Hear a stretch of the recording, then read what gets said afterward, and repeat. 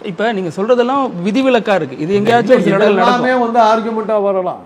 இதெல்லாமே ஆர்குமெண்ட்டாக வரலாம். அன்னைக்கு ப்ராசிக்யூட்டர் தரப்பில் ஒழுங்கான வாதம் வைக்காமல் போனால் இவங்க விடுதலை ஆகிறதுக்கு வாய்ப்பு இருக்குது. இந்த குற்றவாளிகளில் அருளானந்தம் உட்பட ஒரு 3 பேர் அதிமுகவில் இருந்ததும் வரலாறு. அவங்க அதுக்கப்புறம் நீக்கப்பட்டாங்க.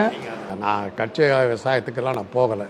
செல்வாக்கான மனிதர்கள் போது ஏதோ ஒரு அவங்க பின்னணியில் ஒரு பெரிய ஆளுங்க இருக்கிறதுனால தான் நடக்குது. வீடியோ எடுக்கிற அளவுக்குள்ள அவங்க இருந்திருக்காங்க இல்லைங்க. அதெல்லாம் யோசிக்கணும் இல்லை. பெண்கள் கம்ப்ளைண்ட் பண்ணதுனால இது கேஸ். இதே வந்து ஒரு பாஜக அவனுடைய தலைவர் ஒருத்தர் வந்து பெண்களோட இருக்கிற வீடியோவை அவங்க கட்சிக்காரரை வெளியிட்டாங்க. அதில் கேஸே வரலையே. ஏன்னா அதை பாதிக்கப்பட்ட பெண்கள் யாருமே வந்து பாதிக்கப்பட்டோன்னு கேஸ் கொடுக்கல. அங்கே கேஸ் இல்லை, இங்கே கேஸ் கொடுத்துட்டாங்க. அதில் இந்த பெண்கள் சைடில் ப்ராசிக்யூஷன் தரப்பு ஸ்ட்ராங்காக நின்றுச்சுன்னா இவங்க வெளியே வர்றது கஷ்டம். ப்ராசிக்யூஷன் அந்த நேரத்தில் அரசியல் மாற்றங்கள் அது இதெல்லாம் வந்ததுன்னா என்ன ஆகுங்கிறதெல்லாம் இருக்குது. இதில் இன்னொரு விஷயம் முன்வைக்கப்படுது. இதுவே இந்த பாதிக்கப்பட்டவங்களில் செல்வாக்கு இல்லாமல் சமூக ரீதியான பெரிய பின்புலம் இல்லாமல் இருந்திருந்தால் இந்நேரம் என்கவுண்டர் பண்ணியிருப்பாங்க. இவங்களுக்கு ஒரு வெயிட்டான ஆளுங்கிறதுனால தான் அரசு கூட தயங்கி இருந்திருக்கலாம். அதுவும் இருந்திருக்கலாம். அதெல்லாம் இந்த கேஸ் வந்து இது இப்போ வந்து அவங்க அப்பீல் போனாங்கன்னா அது மறுபடியும் இதை பற்றி நம்ம டீட்டெயிலாக பேசினோம்னா சப்ஜுடிஸ் ஆகலாம்.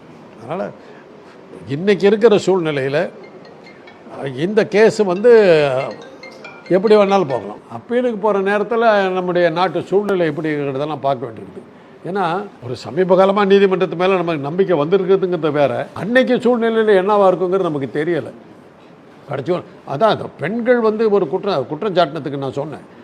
ஒரு ஆணை வந்து அவ்வளோ சுலபமாக இது பண்ணி காயின் பண்ணி இது பண்ண முடியாது. நிரூபிக்கிறது அவ்வளோ சுலபம் இல்லை. நீங்கள் அதை ஒரு செக்ஸாலஜிஸ்டுக்கு முறையில் நான் சொல்கிறேன். இதில் கூட்டு பாலியல் இருக்குது. இவங்க வந்து வீடியோ எடுத்திருக்காங்க. இதெல்லாம் வச்சு பார்க்கும்போது ஆதாரங்கள் நிறையா இருக்குது. அதை தாண்டி வர்றதுங்கிறது அவ்வளோ சுலபம் இல்லை. நான் வழக்கமாக நம்ம ஒரு ஆண் பக்கத்தில் வந்து சில இதை விதிவிலக்கு இதெல்லாம் சொல்லி இதெல்லாம் நடந்தது அப்படிங்கிற கேள்வியெல்லாம் கேட்டு தப்பிக்கிறதுக்கு முடியும். பார்த்தீங்கன்னா வீடியோ ஆதாரம். ஆமாம், பொள்ளாச்சி அட்டாக் பாய்ஸ்னு வாட்ஸ்அப் குரூப் வச்சு அதில் வீடியோலாம் ஷேர் பண்ணிட்டு வந்துருக்காங்க. வீடியோ வந்து உண்மையான வீடியோங்கிறது இருந்ததுன்னா எல்லா இடத்துலையும் இதே நீதி தீர்ப்பு கிடைச்சதுன்னா நான் ஆச்சரியம்.